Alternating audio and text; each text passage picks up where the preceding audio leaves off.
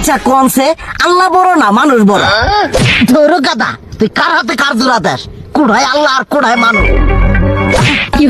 যেটা কবার কইছে ওটা কন। আল্লাহ বড় না মানুষ বড়? আল্লাহই তো বড়।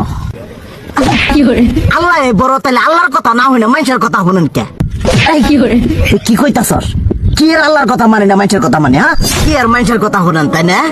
আপনি যে ওদিনকে ডায়াবেটিসের রোগ নিয়ে যে হাসপাতালে গেলেন, ডাক্তার আপনার কত কিছু খাবার না করলো, সব কিছু না খাই এখন চলতেছেন, তাহলে আল্লাহ যে আপনারে কইছে যে হারাম খাবার না, সুদ খাবার না, কই আপনি তো কাম কাজ বাদ দিয়ে এলাকার মধ্যে টাকা পয়সা না গায়ে খালি ওইলে দিয়েই খান, নিজেরা টিয়াও হালাল ভাবে কামাই করেন না, ওই সুদ তো না কয়টা টিয়া করে লাভ আহে ওইলে দিয়ে দিয়ে চলে না, পেটা বড় বানাইছেন।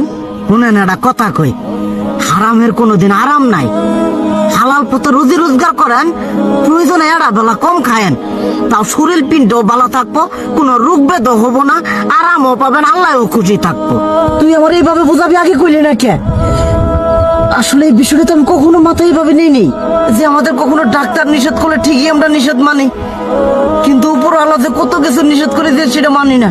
আর এই যে হারাম পথে টিয়া পয়সা কামাই করতেছেন, শরীরের মধ্যে দুনিয়া রোগ বেদ হয়েছে, দেখা যাইতেছে যা টিয়া হারাম পথে কামাই করতেছেন তার তো বেশি টিয়া মনে করেন জ্বলে যাইতেছে গা বেশি। আজকের পর থেকে আমি আর এই হারাম সুদ খামো না, আমি হালাল পথে চলবো, হালাল টাকা পয়সা ইনকাম করবো। এতে করে যদি একবেলা কমও খাইতে হয় তবুও খামো, তবু আমি আর এই হারাম পথে চলবো না। আচ্ছা ঠিক আছে।